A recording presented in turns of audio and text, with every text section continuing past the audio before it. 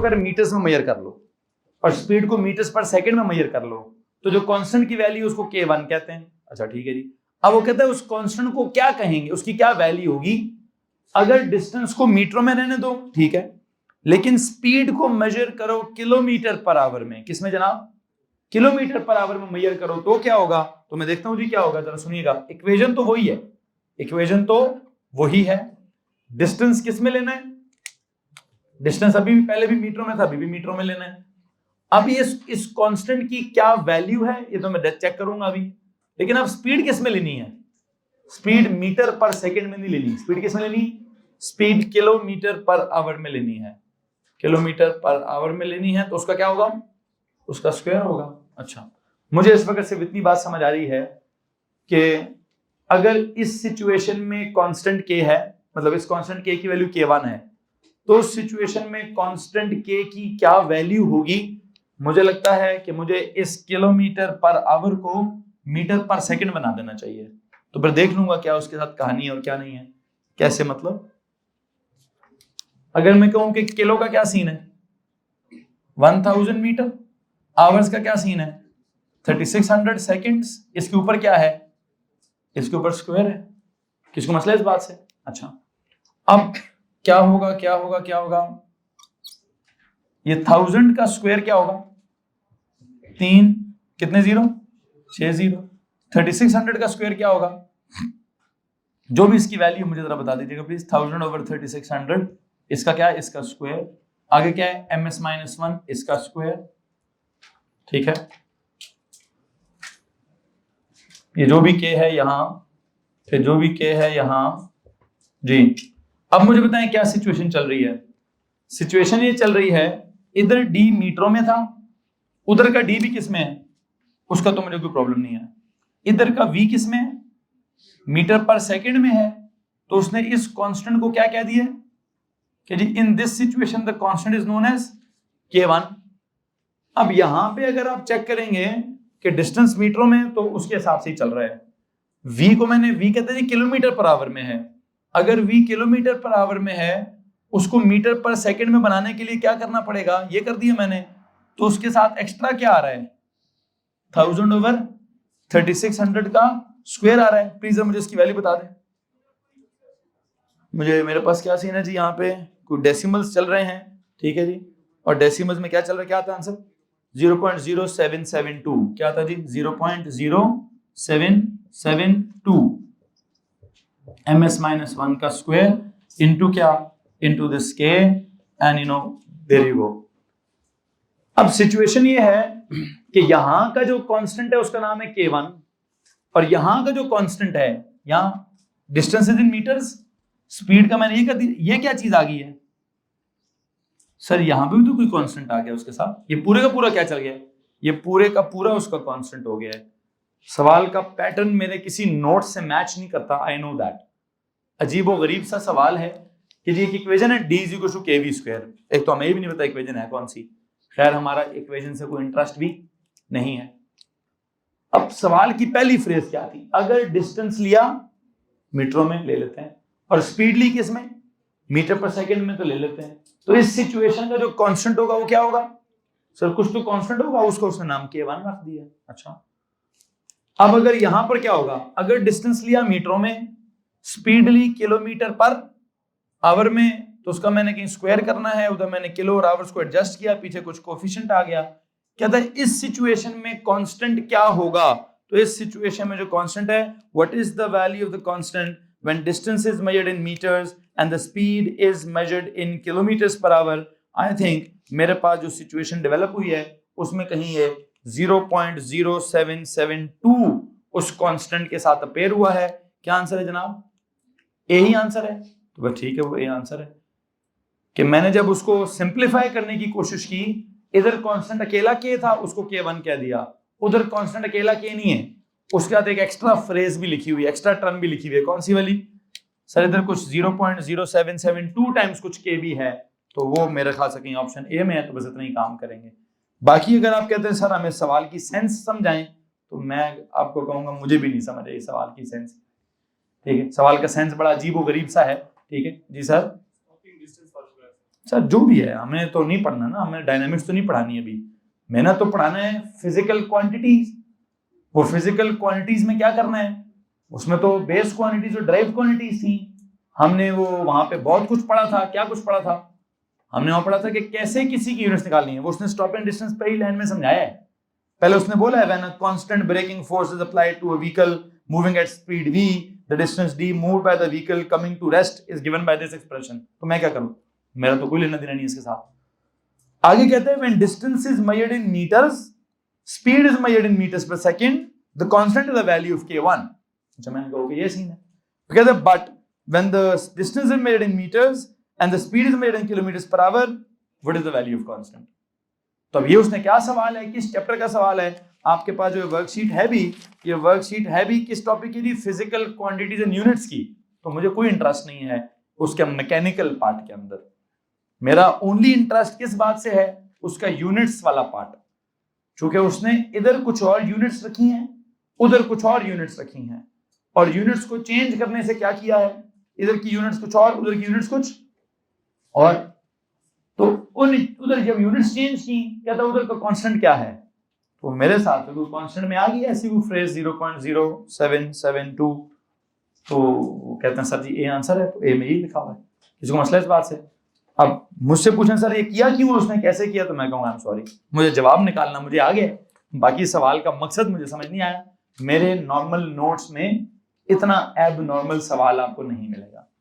ठीक है, मेरे नोट्स कैसे हैं? नॉर्मल है। ये सवाल कैसा है? एब नॉर्मल है। तो मुझे जरूरत नहीं थी वैसे सवाल पढ़ाने की, लेकिन ये सवाल मुझसे कुछ दिन पहले मरीम ने पूछा था, मैंने उसको क्लास के बाद समझा दिया। फिर ये सवाल मुझसे बुशरा ने पूछा है, तो फिर मैंने सोचा ये क्लास में समझा देते हैं सारों को। लेकिन मुझे नहीं लगता है कि बहुत कोई रिसेंट सवाल है ये बहुत कोई पुराना और फजूल और घटिया सवाल है। आई एम सॉरी, ठीक है, इसलिए मैंने इसको अपनी किसी वर्कशीट का हिस्सा नहीं बनाया। ठीक है, तो इसलिए, लेकिन आप डिस्कस कर लिए, तो अब मैं कहीं ना कहीं किसी ना किसी टेस्ट में पूछूंगा आपसे। ठीक है, ये लो जी पीछे भेजो। ठीक है, अदरवाइज इस सवाल का सेंस, आप जो भी नोट्स के सिलेबस की स्पेसिफिकेशंस को देखें, किसी स्पेसिफिकेशन से इसकी सेंस रिलेट नहीं होती कि किसी इक्वेशन में इधर की यूनिट्स कुछ करो, उधर की यूनिट्स कुछ करो, तो कांस्टेंट को चेंज करो। नो वे। खैर बहरहाल आई थिंक मैंने एड्रेस कर लिया है, आपके दिल की थोड़ी बहुत तसल्ली आपको आ गई होगी। ठीक है, अब दो बच्चों ने इस तरह की किसी वर्कशीट के सवाल मुझसे पूछा है, तो मुझे लगा कि आप क्लास में बता देना चाहिए। अदरवाइज जब उन्होंने पूछा था तो आई हैड डिसाइडेड देन कि सवाल बड़ा फजूल सा सवाल है, नॉर्मल फिजिक्स का सवाल नहीं है, एबनॉर्मल फिजिक्स का सवाल है, और बहुत किसी पुराने पेपरों में से किसी ने उनको उठा के दिया हुआ है। आपको पता, आपकी वाली बुकलेट पर उसका ईयर नंबर भी लिखा हुआ था, 2014 से था, तो फिर 14-15 का ही होगा। ठीक है, लेकिन बहरहाल जैसे जैसे हम आगे जाते हैं, हमारे पेपर्स में सवालों की क्वालिटी इंप्रूव होती जाती है, और सिलेबस भी हमारा चेंज होता जाता है, तो बहुत पुराने सवालों को हमें एड्रेस नहीं करना चाहिए। खैर जी, जो भी है, जो जितना मैंने सवाल के बारे में एक्सप्लेनेशन देनी थी मैं दे चुका हूँ। ठीक है, अब मैं अपने नॉर्मल सिलेबस की तरफ जाऊंगा। मेरा नॉर्मल सिलेबस क्या चल रहा है जी? नॉर्मल काम क्या चल रहा है? वो तो जनाब स्केलर्स और वेक्टर्स चल रहा है। तो इस सवाल से निकलेंगे, जिसको समझ आ गया तो बड़ी अच्छी बात है, जिस किसी को समझ नहीं आया तो सवाल जाए किधर?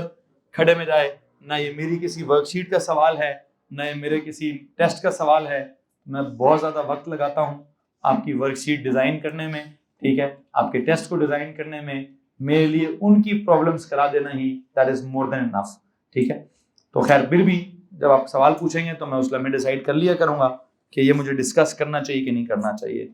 अदरवाइज जब आपको खुद लगे ना कि सवाल ऑड है, सवाल हमारे पर्टिकुलर सिलेबस से रिलेटेड नहीं है, किसी मुख्तलिफ तरीके से सवाल पूछा गया है, तो यकीन जानिए उसको सॉल्व करने की जरूरत नहीं है। ठीक है, अनफॉर्चुनेटली जब टीचर्स ये टॉपिकल वर्कशीट्स बनाते हैं तो वो बस वो रैंडमली कहीं से भी उठा के रख देते हैं। उनको ये नहीं समझ आती कि हमारे नोट्स में इस सवाल का कोई लेना देना नहीं है। ठीक है, मेरे नोट्स में भी इस सवाल का कोई लेना देना नहीं था, तो जहां से आपने पढ़ा है, तो जहां से आपने पढ़ा है उनके भी नोट्स निकाल के देख लें, इस सवाल से लेना देना कोई एक, इस सवाल से रिलेटेड कोई उन्होंने एक जुमला भी नहीं लिखवाया होगा। तो जब लिखवाया ही नहीं है तो वर्कशीट में डाला क्यों है? ठीक है, तो इन सवालों को कब डिस्कस करते होते हैं? हाँ, बहुत ही कोई ऑड या एब नॉर्मल सवाल आ जाए, हाँ करेंगे डिस्कस। कब? बेटा जब सिलेबस पूरा खत्म हो जाता है ना, फिर हमने एब नॉर्मल चीजें भी ऑब्जॉर्व करनी होती हैं। जब सिलेबस थोड़ा थोड़ा चल रहा होता है, स्टेप बाय स्टेप चल रहा होता है, फिर नहीं अपने दिमाग में हम बम फाड़ेंगे, ठीक है। ये इसलिए मैं सारों से इस बात को डिस्कस कर रहा हूँ कि इस सवाल को देखने के बाद आपने ऑब्जर्व किया होगा कि सवाल का पैटर्न हमारे पहले चैप्टर से रिलेट, हाँ इतनी बात थी कि सर कुछ यूनिट्स हैं बीच में, इधर भी पहले फ्रेज में भी यूनिट्स थी तो अगले फ्रेज में भी यूनिट्स थी, लेकिन वो कहता है जी इसकी यूनिट्स पुट करो तो क्या आता है, उसकी यूनिट्स पुट करो तो कुछ और आता है। मैंने पुट करने की कोशिश भी की, मैं जवाब तक भी आ गया, लेकिन मैं आपको सच्ची बात बताऊं, मुझे सवाल का मकसद समझ नहीं आया, ठीक है। तो जब मुझे सवाल का मकसद समझ नहीं आया तो मैं तो सवाल से कन्विंस्ड ही नहीं हूँ कि अरे सवाल का सीक्वेंस क्या है, स्टार्ट कहाँ से हो रहा है, खत्म कहाँ से हो रहा है। इसी तरह कुछ सवालों के बारे में आपको भी ऐसी फीलिंग आ जाएगी, अगर आप एक्स्ट्रा किसी रिसोर्स को फॉलो करते हैं जरूर फॉलो करें, मैं माइंड नहीं करता हूँ, ठीक है। लेकिन अगर उस सवाल में कभी आपको ऐसा लगे यार ये बड़ा कोई एबनॉर्मल सवाल है, इसका तो हमारे इस पर्टिकुलर टॉपिक से कोई ताल्लुक नहीं है, हाँ उस पर बड़ा सा स्टार लगा के छोड़ दिया करें, ठीक है। लेकिन अगर आपको लगे सर टॉपिक से रिलेशन है और मुझे समझ नहीं आ रहा, फिर जिसने वर्कशीट दी है उसका दिमाग जब तक खत्म ना करें तब तक छोड़े ना उसकी जान, ठीक है। तो मुझे उन सवालों को एड्रेस करना है इनिशियली जो मैंने वर्कशीट में दिए हैं, चूंकि मैं पढ़ाता उस पैटर्न से हूँ, उस पैटर्न की वर्कशीट बनाता हूँ, ठीक है। तो बहरहाल जो भी इसके अलावा कोई सवाल होगा या क्लास के बाद पूछ लेंगे, जवाब दे दिया तो सौ बिस्मिल्लाह, ना दिया तो भूल जाएंगे उसको, ठीक। मेरा टॉपिक कुछ और है जी, टॉपिक क्या है,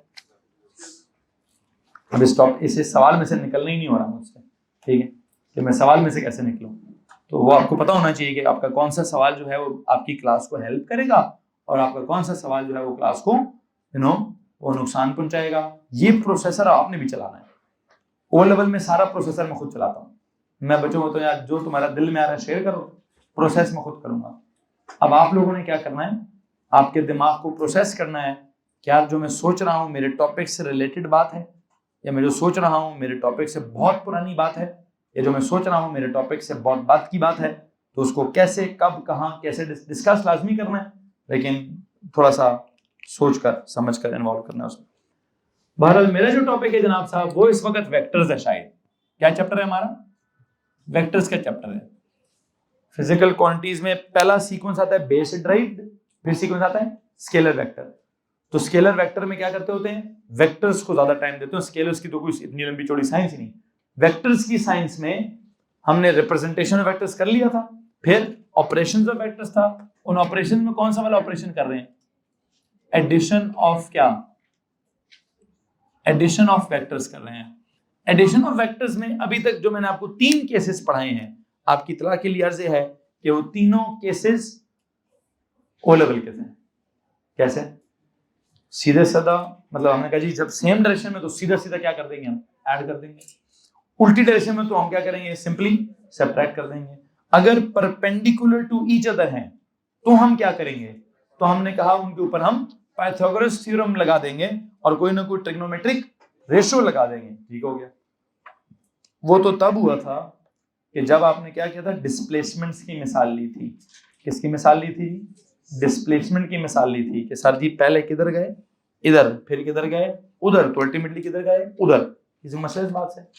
अब अगर मैं मिसाल किस चीज की दूं, अब अगर मैं आपको मिसाल डिस्प्लेसमेंट की बजाय फोर्स की मिसाल दूं, क्योंकि अगर आप ऑब्जर्व करें तो पीछे जितने केसेस हैं हर केस में मैंने 2-2 मिसालें दी हैं, या डिस्प्लेसमेंट के हिसाब से या फोर्स के हिसाब से मिसाल दी है। ठीक है, तो अब यहां पे भी ये जो आपका केस 3 है, जिसमें क्या था, vectors are perpendicular to each other.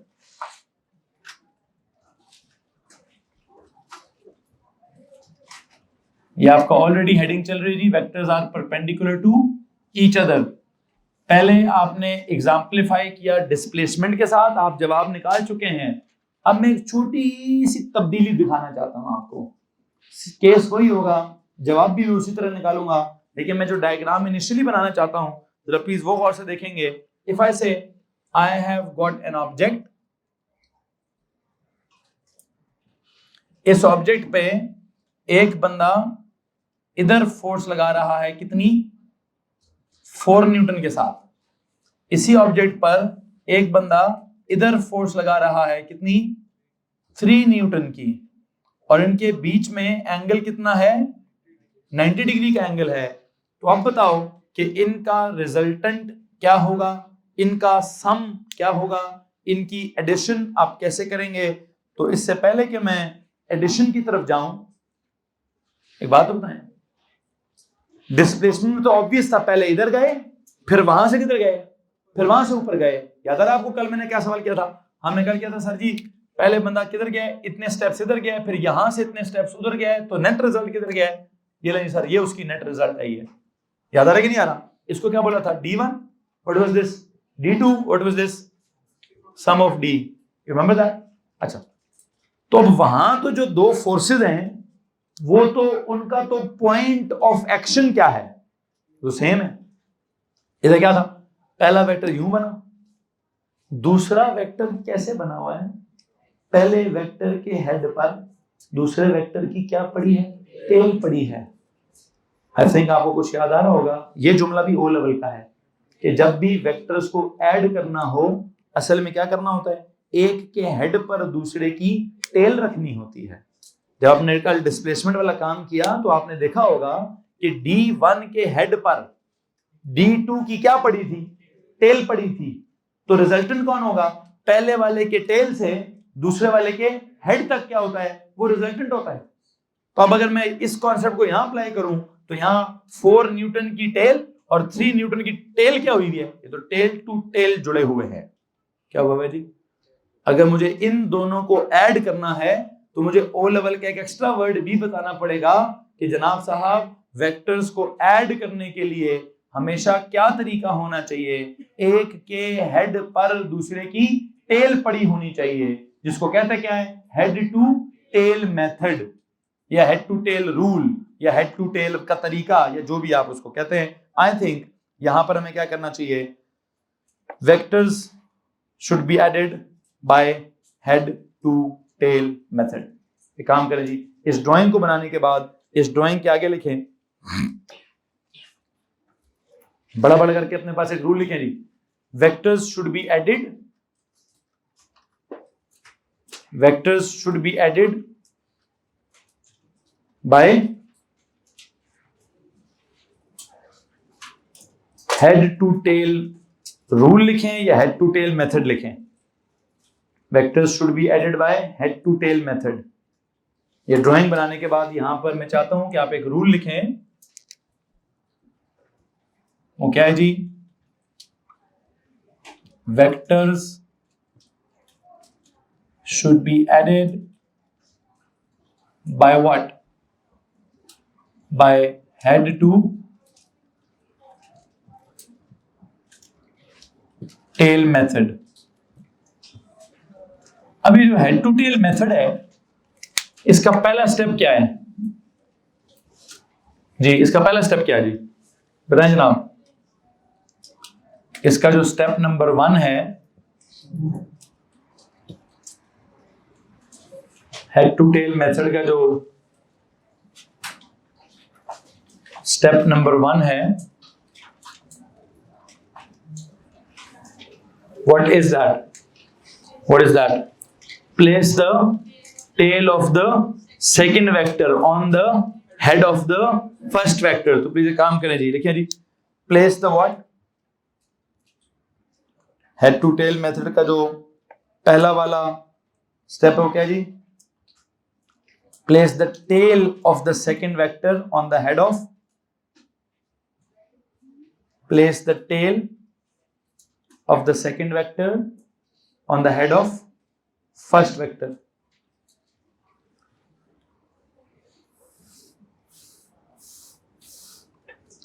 Place the tail of the second vector on the head of first vector so that, so what, so that they are joined by head to tail। जिसका मकसद क्या होना चाहिए, so that vectors are joined by, joined through head to tail, joined by head to tail या joined through head to tail, जो मर्जी लिख दीजिए, so that vectors are joined through head to tail या by head to tail।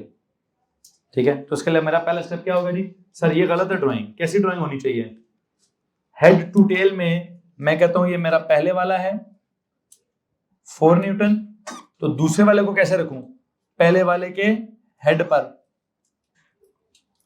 There you गो, ये आपका step number 1।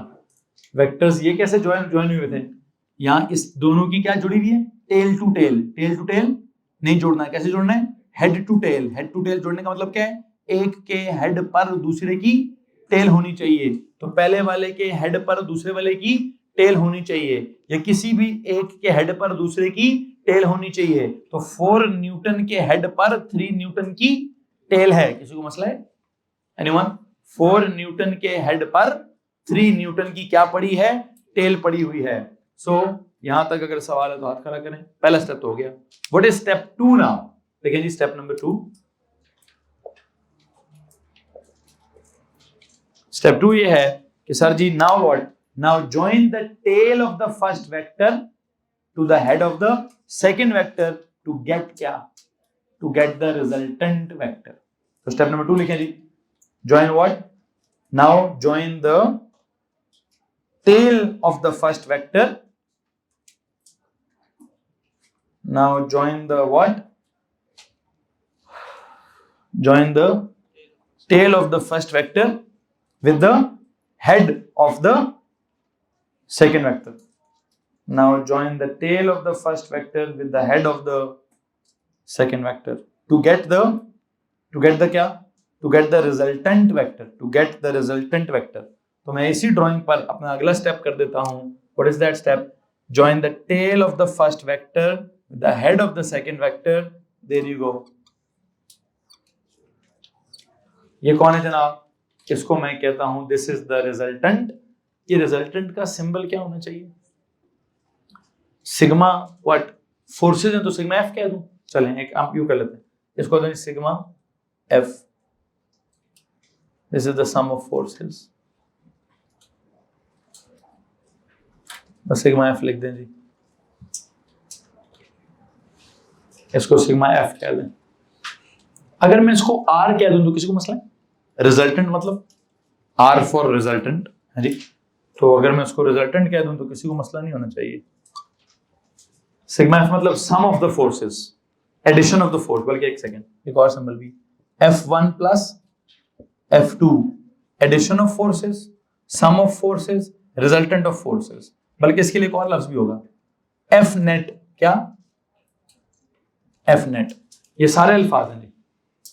क्या क्या लफ्ज है जी? F1 प्लस F2 करना है, सम ऑफ द, ये समेशन ऑफ द फोर्सेस करना है, नेट फोर्स निकालनी है, रिजल्टेंट फोर्स निकालनी है। All these words can be used for this resultant vector. किसी को मसला तो प्लीज हाथ खड़ा कीजिए। And now you know what जी, समथिंग लाइक दैट, एग्जैक्टली। ठीक है जी, जो आप पैरेललोग्राम बनाते हैं, मैं अभी ओ लेवल के मूड में नहीं हूँ, ऐसे ओ लेवल ही चल रहा है, लेकिन उसमें जो आप पैरेललोग्राम बनाते हैं, मुझे 4 लाइनें बनाने का कोई शौक नहीं है, 2 लाइनें काफी हैं। ठीक है, लेकिन आपने ओ लेवल में क्या किया? कहते सर ओ लेवल में हम पूरी पैरेललोग्राम बनाते होते थे। क्या हम क्या करते थे?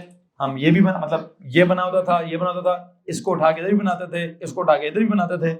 इस एग्जैक्टली, और दरमियान में से क्या करते थे? रिजल्टेंट बनाते थे। वही बात है जी, बिल्कुल वही बात है। लेकिन मैं उसका पैरेललोग्राम बनाने के मूड में भी नहीं हूँ। 2 काफी ना लाइनें, वो तो 4 लाइनें बन जाएंगी, मुझे 4 लाइनें तो नहीं बनानी। 2 मेरे वेक्टर्स हैं, एक इधर है एक उधर है, एक के हेड पे दूसरे की टेल रखो, सीधा सीधा रिजल्टेंट आ जाएगा। मुझे इसको उठाकर ऊपर और इसको उठाकर इधर करने की कोई जरूरत नहीं है। ठीक है जी, क्योंकि मेरे अगले चैप्टर में 2 नहीं 3 नहीं 4, पहले ही 4 फोर्सेज ऐड करनी होंगी, तो उनका पैरेललोग्राम तो बिल्कुल भी नहीं बनेगा, वो खुद ही 4 होंगी। तो सब्र करेंगे, खुद ही पता चल जाएगा। ठीक है, मैं यहाँ पैरेललोग्राम मेथड नहीं कराना चाहता।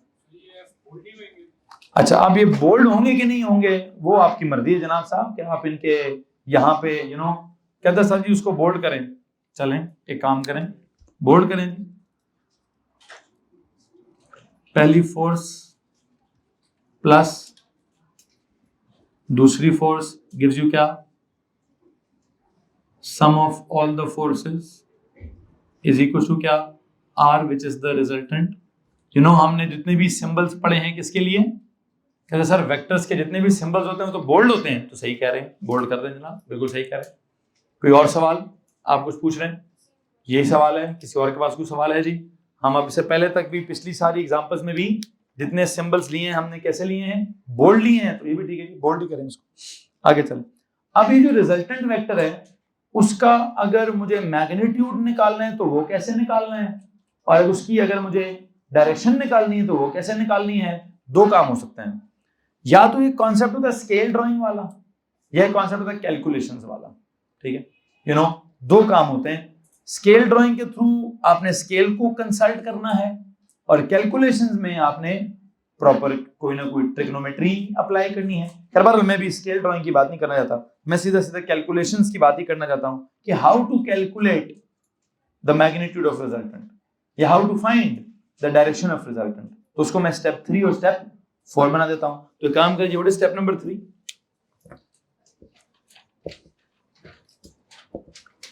The magnitude of the resultant is calculated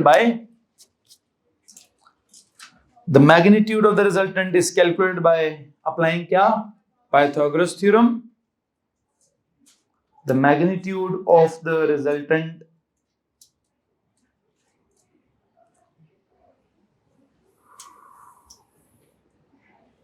is calculated by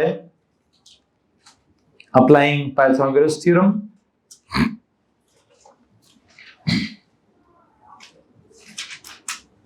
By applying Pythagoras theorem, what is that?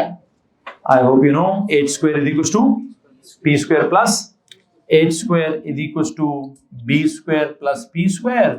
h इस वक्त कौन है? r. एक बात है, वैसे अब मैं मैग्नीट्यूड की बात कर रहा हूं कि पूरे वेक्टर की बात कर रहा हूं? अब मैं बोल्ड करूं कि ना करूं? अब मैं नहीं करूंगा। क्यों? क्योंकि अब मैं मैग्नीट्यूड की बात कर रहा हूं सिर्फ। तो r का स्क्वायर इज इक्वल्स टू 4 का स्क्वायर प्लस 3 का स्क्वायर उसका होल अंडर रूट। तो r आ जाएगा सिंपल। यहां क्या आंसर आता है? वैसे आपको एक बात बताऊं यार, ये एक मेंटल मैथ्स में घटा मार लें। किस बात का? 3 4 5। हाँ जी, किसी भी राइट एंगल ट्राइंगल में एक साइड अगर 3 है दूसरी 4 है तो हाइपोटेन्यूज हमेशा क्या होगा?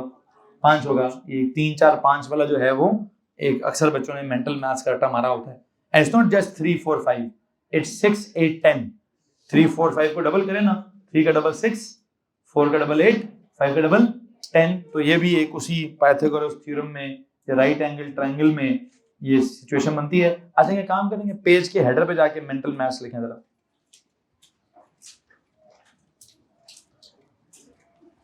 इन लिखे जी मेंटल मैथ्स, पेज के हेडर पे जाके लिखें मेंटल मैथ्स, हेडिंग में मेंटल मैथ्स। क्या है mental maths? In a right angle triangle, in a right angle triangle, comma, if the base and perpendicular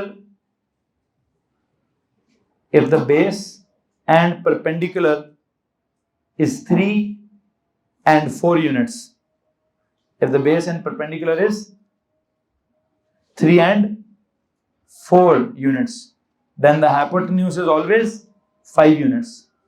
Then the hypotenuse is always 5 units. If the base and perpendicular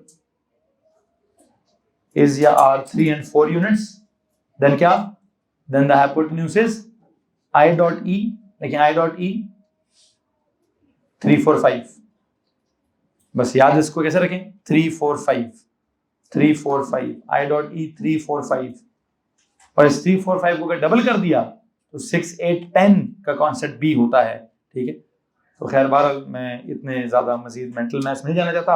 वो कभी कभार MCQs में हमें ये बातें help करती हैं जब हमें डायरेक्ट आंसर निकालना होता है और हमारे पास टाइम बहुत कम होता है। थ्योरी में तो प्रॉपर काम होता है। बहरहाल आप इस बात को देख सकते हैं कि 3 है तो 4 है, तो अगली साइड क्या है? ये 3 है, ये 4 है तो ये 5 होगा, ये 4 है तो ये 3 है तो क्या होगा? खैर इन दोनों में से कोई भी 3 4 हो, हाइपोटेन्यूज क्या होगा? वो 5 होगा जी। किसी को मसला इस बात से? एनीवन? आगे चलें जी। मैंने अपने दिमाग में इसको अक्सर 3 4 5 के हिसाब से याद किया हुआ है कि जनाब राइट एंगल ट्राइंगल में one of the side is 3, the other side is 4, then the hypotenuse is क्या? It is 5। बहरहाल स्टेप नंबर कौन सा जी? Step number 4। What is step number 4? Sir ji इसकी डायरेक्शन कैसे निकालेंगे? स्टेप नंबर 4 लिखें जी, द डायरेक्शन ऑफ क्या? इसको ऐसे यहां से क्या करें?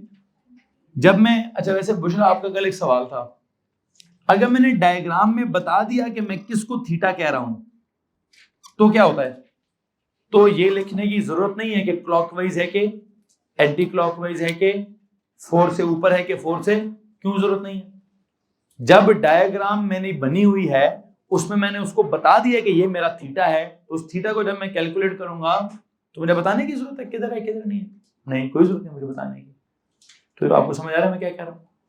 आपने मुझसे ये वाला सवाल शायद कल पूछा था कि सर आप थीटा के साथ कुछ लिख क्यों नहीं रहे कि क्लॉकवाइज है या एंटी क्लॉकवाइज है, ऊपर की तरफ है या नीचे की तरफ है, फ्रॉम एक्स एक्सिस है या फ्रॉम वाई एक्सिस है, फ्रॉम 4 न्यूटन है या फ्रॉम 3 न्यूटन है? क्यों नहीं लिख रहा था कि जब मैंने सवाल को सॉल्व करते हुए क्या कर दिया, ड्राइंग के अंदर ही थीटा बता दिया है कि ये है मेरा थीटा, तो मैं क्यों बताऊं कि वो कहाँ है? नजर नहीं आ रहा कहाँ है? तो इन दिस केस हमें लिखना जरूरी नहीं होता। हाँ, जब हम नहीं लिखते, जब हम ड्राइंग में नहीं बनाते या हमारे पास ऐसी स्पेस ही नहीं होती जिसमें हम ड्राइंग में शो करें, तो फिर क्या होगा? तो मुझे बताना पड़ेगा कहाँ है। ठीक है, बहरहाल आई थिंक क्या लिखना चाहिए? The direction of, step number 4 क्या है?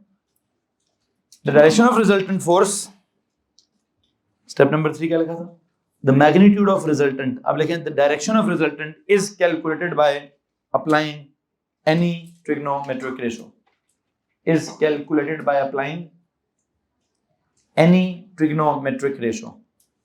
Step number 4 क्या है? The direction of resultant is calculated by, yes, determined by applying any trigonometric ratio. I dot E कौन सी वैल्यू लगाएं? अगर हम कहें सर ये थीटा है, ये 90 है, तो थीटा के सामने कौन है? परपेंडिकुलर। थीटा के साथ कौन है? बेस। तो आई थिंक कौन सी वैल्यू लगाई जाएगी? मैं tan थीटा लगाने की कोशिश करूंगा। एंड tan थीटा क्या होता है? tan थीटा इज, वैसे तो परपेंडिकुलर ओवर बेस होता है, उसकी वैल्यू क्या है जी? tan inverse of perpendicular is in this case 3, base is 4। What is the answer? वैसे कल क्या, कल आई थिंक 4 ऊपर था, तो कल की एग्जांपल में क्या उसका एंगल कुछ और था, 4 ऊपर था 3 यूं था। चलो कोई बात नहीं, कोई बात नहीं, सही है, अभी भी ठीक है। क्या आंसर आ रहा है जी? 36.87 क्या हो गया? 9, 36.9 डिग्री जी ले सकते हैं, कहीं से भी ले सकते हैं, लेकिन जब मैंने ये दिखा दिया तो अब ये 36.9 है।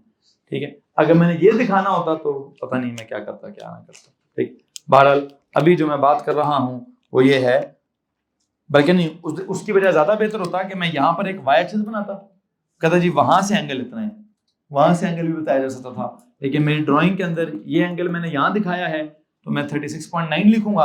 और अगर ड्राइंग में क्या होता, अगर ड्राइंग में यहाँ पर क्या बना होता है, नॉर्थ या वाई एक्सिस बना होता, और अगर मैंने एंगल यहाँ से दिखाना होता तो जो मैंने वैल्यू निकाली है इस वैल्यू को मैं क्या करता, 90 में से माइनस करता तो ये वाली आ जाती, और तब आप इसको कहते क्या, वो बेरिंग शेयरिंग होती है, नॉर्थ से एंगल लेते हैं, पता नहीं क्लॉकवाइज करते हैं, तो ये मस्ट होता है कि वो मस्ट होता है, वो मेरा भी टॉपिक नहीं है भाई। ठीक है, मैंने आपको 4 स्टेप समझाने थे, मैं उम्मीद करता हूं कि मैं आपको 4 स्टेप समझा चुका हूं। आप में से किसी के पास अगर कोई सवाल है तो प्लीज हाथ खड़ा करें। अब जो मैंने 4 स्टेप्स आपको समझाए हैं जी पुत्र,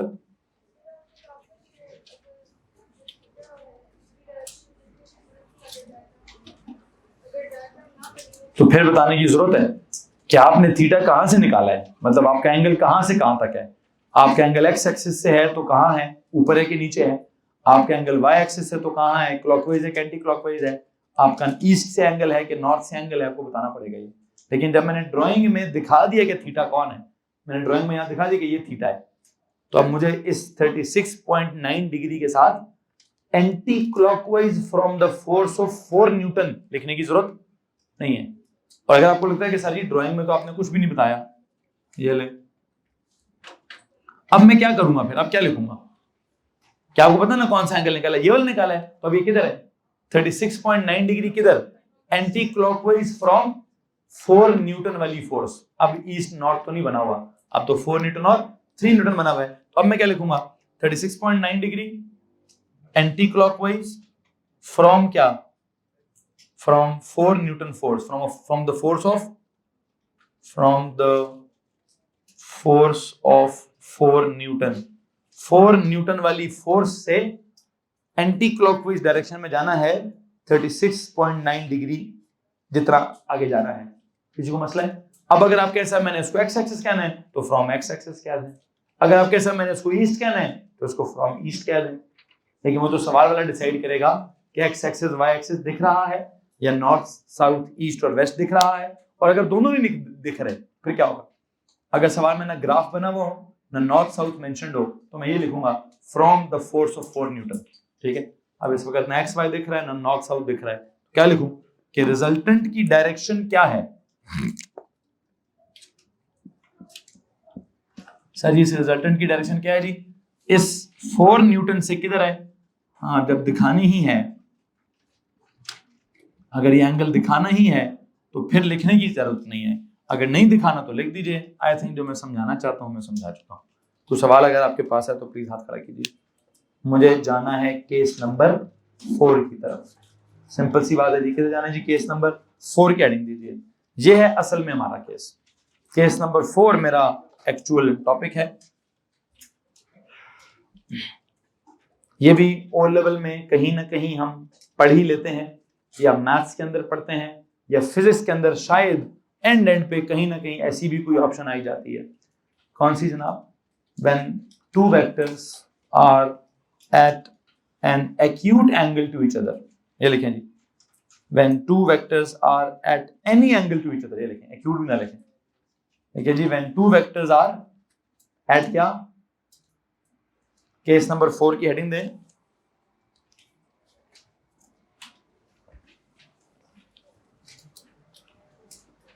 इससे पहले कि मैं केस 4 पे जाऊं दोबारा पूछता हूं, किसी के पास केस 3 का सवाल है? किसी ने वहां पे कोई सवाल पूछना है भाई? नहीं? ओके जनाब, असल में हम आएंगे इस बात की तरफ। Case number 4, when what is happening when the two vectors are what are at any angle to each other. अच्छा, मैंने बात करनी किसकी है? दो वेक्टर्स की करनी है।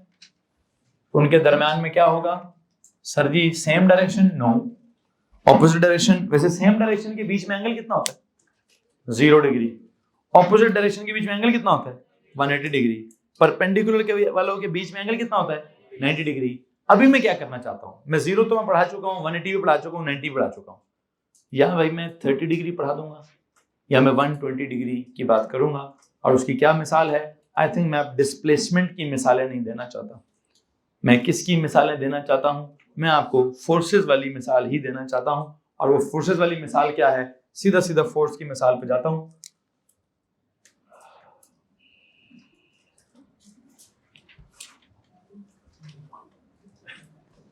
एक ऑब्जेक्ट है, इस पर एक फोर्स लगी है ऐसे 4 न्यूटन की, और दूसरी फोर्स लगी है ऐसे 3 न्यूटन की, और उनके बीच में एंगल कितना है? उनके बीच में एंगल जो है वो कितना है जी? सपोज करो 45 डिग्री है। हेलो जी, एक ऑब्जेक्ट दिख रहा है, प्लीज बताइए उस ऑब्जेक्ट के ऊपर कितनी फोर्सेस हैं? 2। जो F1 है उसकी मैग्नीट्यूड क्या है? उसकी डायरेक्शन क्या है? To the right, to the east है। ठीक है, जो F2 है उसका मैग्नीट्यूड क्या है? उसकी डायरेक्शन क्या है? नॉर्थ ईस्ट है, या at an angle of 45 degree from क्या? फ्रॉम ईस्ट, या from the force of 4 newton, जो भी। मुझे इनका क्या करना है? मुझे इनका रिजल्टेंट निकालना है। तो रिजल्टेंट के लिए अभी हमने कोई रूल बना दिया, क्या? Vectors should be added by क्या? By head to tail method. Vectors should be added by head to tail method. तो अगर मैं इसका हेड टू टेल मेथड वाला काम करूंगा तो प्लीज जरा गौर से सुनिए कि इसको हम कैसे कैरी करेंगे। तो दोबारा देखें, यहां दोबारा क्या लिखें जी? Vectors should be added by, when the two vectors are at any angle to each other, they should be added by what? They should be added by क्या जनाब, हेड टू क्या, they should be added by head to tail method.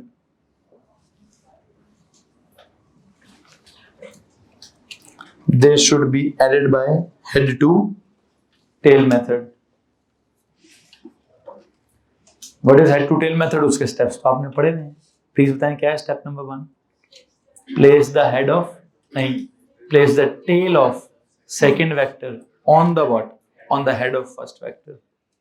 अच्छा मुझे वैसे एक बात बताएं, हम इसको स्केल ड्राइंग के थ्रू करेंगे या इसको मैंने प्रॉपर कैलकुलेशंस के थ्रू करना है? मैं अभी तो कैलकुलेशंस के थ्रू ही कराता हूँ, एंड पे मैं कहीं देखूंगा कि स्केल ड्राइंग भी अगर हमें बनानी पड़े तो कैसे होती है. बहरहाल आई थिंक क्या करें जी, they should be added by head to tail method. What is step number 1? Step number 1 है जी, पहली अगर आपकी फोर्स 4 न्यूटन यूं है तो इसके हेड पर किसको रखें? इसके हेड पर 3 न्यूटन की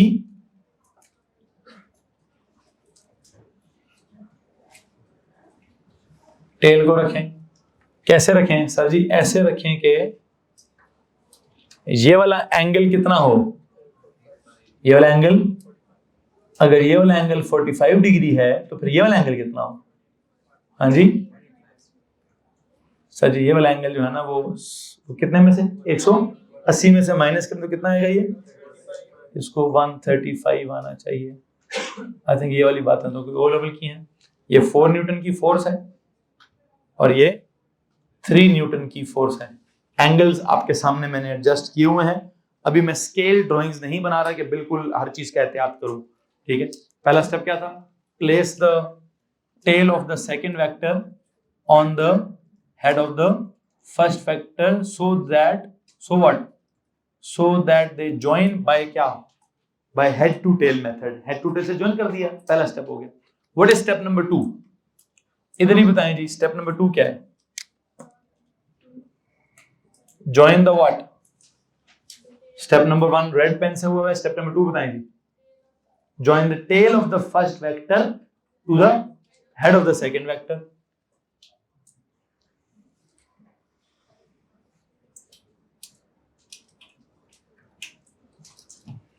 ये मैंने इसकी टेल से को इसके हेड से ज्वाइन कर दिया है.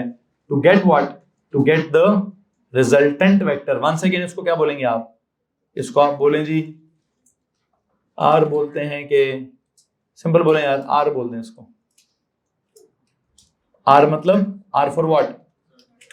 Are for resultant. अच्छा जी, if this is R for resultant तो स्टेप नंबर 3 क्या है? स्टेप नंबर 3 क्या होता है? रिजल्टेंट का क्या? रिजल्टेंट का मैग्नीट्यूड. तो मैं जरा ब्लू कर सा करता हूं.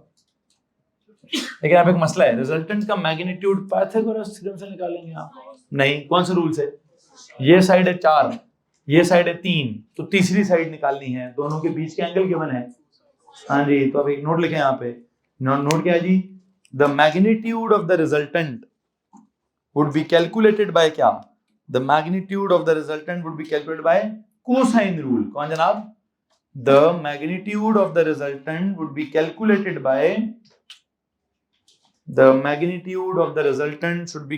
by cosine rule. बताएं जनाब साहब क्या है कोसाइन रूल? आर वो होता है जी सर जी, होता है a square equals to b square plus c square minus 2bc into cos of a. इस वक्त a कौन है? r का स्क्वायर इक्वल्स टू 4 का स्क्वायर प्लस 3 का square minus 2 into 4 into 3 into cos of 135 degree जी. तो यहां से अगर r निकालना है तो r के लिए क्या करें? r के लिए under root of all this करें. 16 प्लस 9 माइनस 8 3 से कितने होते हैं? 24 इंटू कॉज ऑफ 135. यहां से आगे मेरा मेंटल मैथ्स कैरी नहीं करना, कैलकुलेटर आपके पास है, उससे जवाब निकाल के बता दें.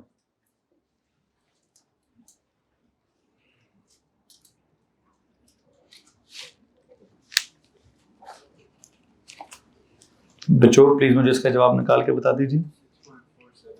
6.478. तो क्या राउंड करूं? 6.4 80 ठीक, 6.48 न्यूटन, 6.48 न्यूटन।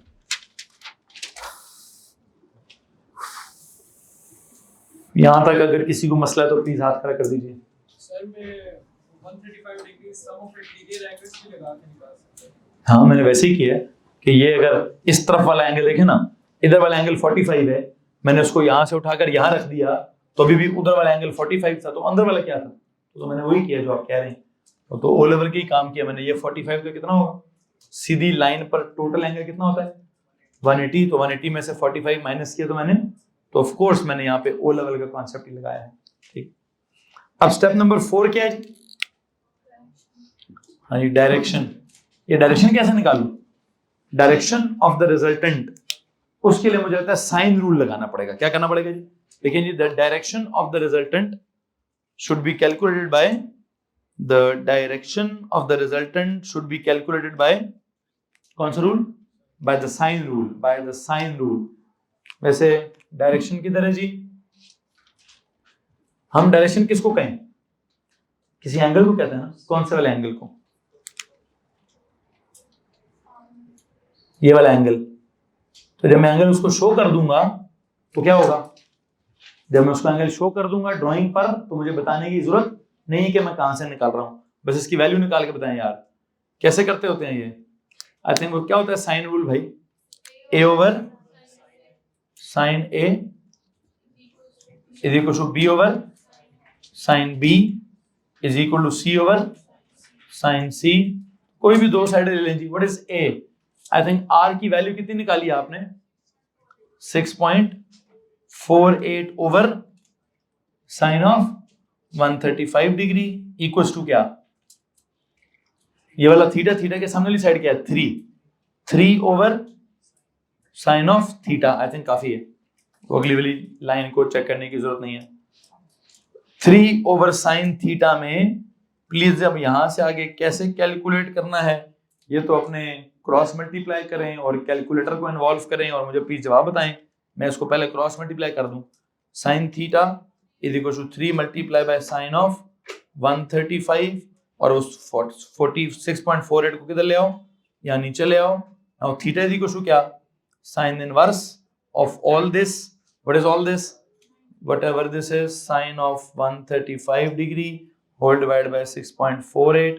इस पूरे का साइन इनवर्स लोगे तो जो भी कैलकुलेटर में आंसर आता है प्लीज बता दो। 19.1 डिग्री उनका एंगल आ रहा है। एक और बंदा इसको कंफर्म कर दे जी। यही आ रहा है? ठीक हो गया जी। सो यू नो आपके रिजल्टेंट का मैग्नीट्यूड कितना है? आपके रिजल्टेंट का मैग्नीट्यूड इज 6.48 न्यूटन, जो कि एक्ट किधर कर रहा है? एट एन एंगल ऑफ क्या? Acting at an angle of 19.1 degree from क्या? From the force of 4 newton. अगर आपने अंग्रेजी में करके लिखना है और ड्राइंग में नहीं बताना तो काम करें, एक नोट लिखें। The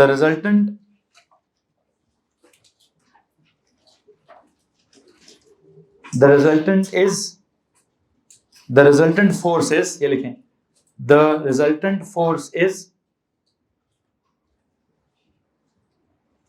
6.48 Newton.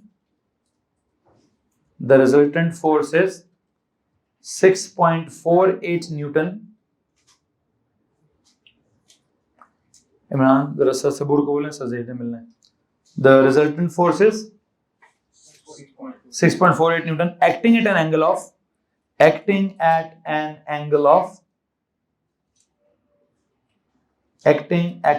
of 19.1 degree.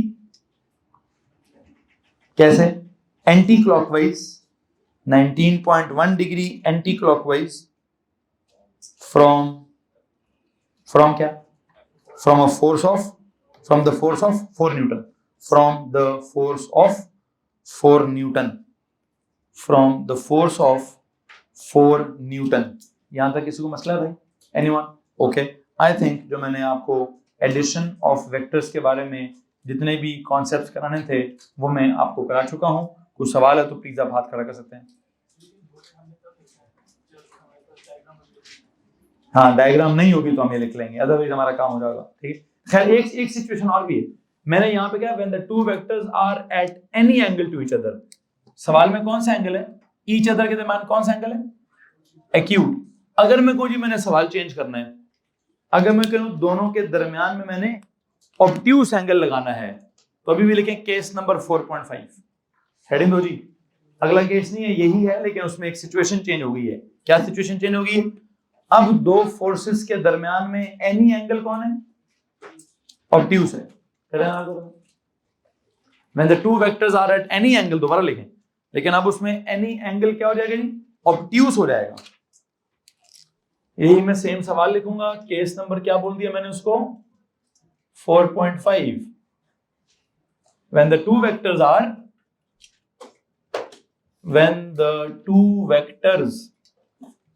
are at any angle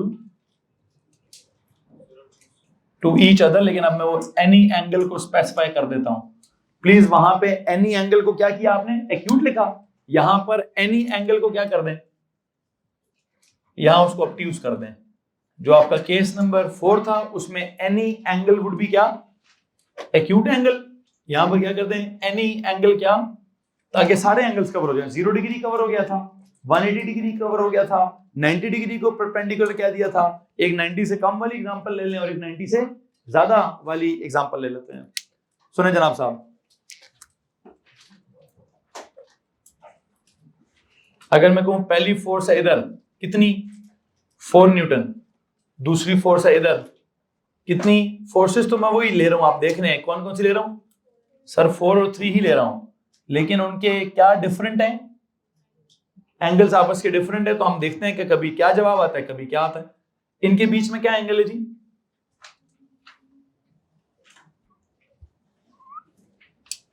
इनके बीच में इस वक्त एंगल है 120 डिग्री। कितना जनाब, तो सवाल में ऑलरेडी एक एंगल इन्वॉल्व है, दैट इज 120 डिग्री। ओके जी, वंस अगेन मैं क्या करूंगा, अभी भी क्या करना है, when the two vectors are at any angle to each other they should be added by, आज मैंने वो परपेंडिकुलर वाला भी हेड टू टेल से किया है, एक्यूट वाला भी हेड टू टेल से किया है, ऑब्ट्यूस वाला भी मैं क्या करूंगा, they should be added by head to tail method. लिखें जी, they should be added by head to tail method. Head to tail method के वंस अगेन कितने स्टेप्स हैं बताएं जनाब, 4 स्टेप्स हैं। ओके जी, पहला स्टेप अप्लाई करें। पहला स्टेप मैं यहां पर ब्लैक कलर से करूंगा। क्या होता है पहला स्टेप, सर एक के हेड पे दूसरे की टेल रखें, यह आ गया 4 वाला, इसके हेड पर मैंने क्या करना है जी, ऐसे के यहां से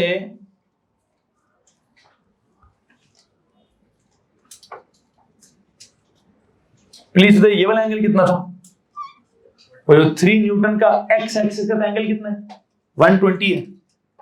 तो वो जो 180 में थे उसको माइनस करेंगे तो ये एंगल कितना आएगा, हाँ जी 60 आएगा। ये तो मेरा पहला स्टेप है जी। मैंने क्या किया,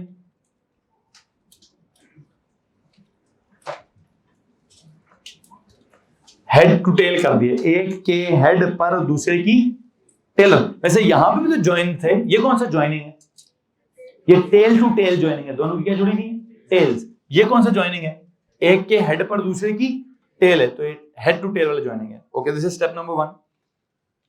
फिर क्या करें जी, फिर मुझे बताएं स्टेप नंबर 2 क्या है, वो कैसे होता है, from the tail of the first vector to the head of the second vector. ठीक है जी। वैसे आप एक बात पे ध्यान दे रहे हैं, मैं रिजल्टेंट को तो बना भी रेड कलर से रहा हूं, ऊपर से एरोस भी कितने लगा रहा हूं उस पर, वैसे डिफरेंशिएट करने के लिए, अदरवाइज कोई ऐसी रीजन नहीं है। ठीक है, what is this, this is that R for क्या, R for resultant,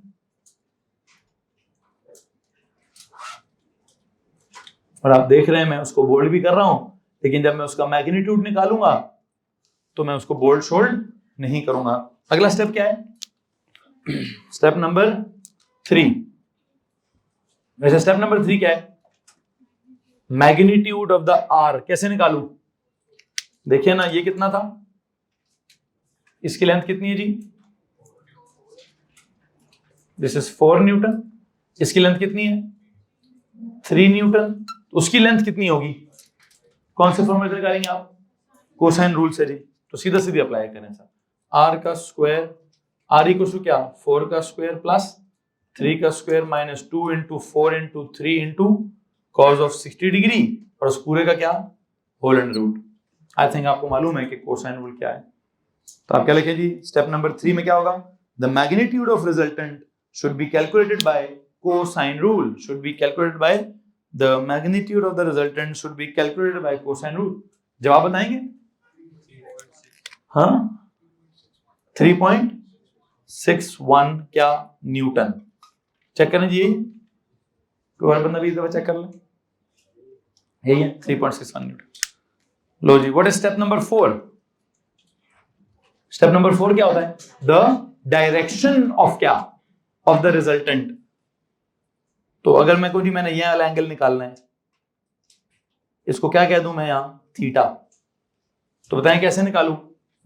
bye the sine rule. सीधा सीधा साइन रूल करवाएं जी। असर आप जरा चेक कीजिएगा, साइन रूल में क्या जरूरी है कि ए ओवर साइन ए हो और बी ओवर साइन बी हो?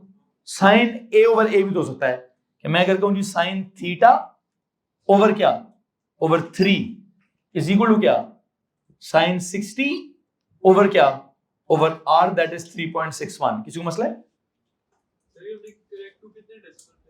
वो तो अभी जितना मर्जी लिखें, मैं कितने सिग्निफिकेंट फिगर्स होंगे या कितने डेसिमल प्लेसेस होंगे, इनके रूल्स तो मैंने अभी तक स्टार्ट भी नहीं किए।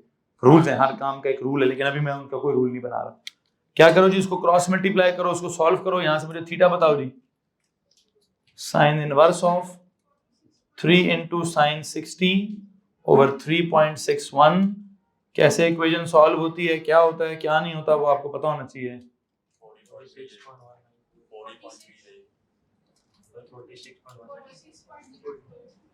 46.028 46.0 कर दो जी। हेलो, आपका क्या है? उबैद गलत आया, चेक करो।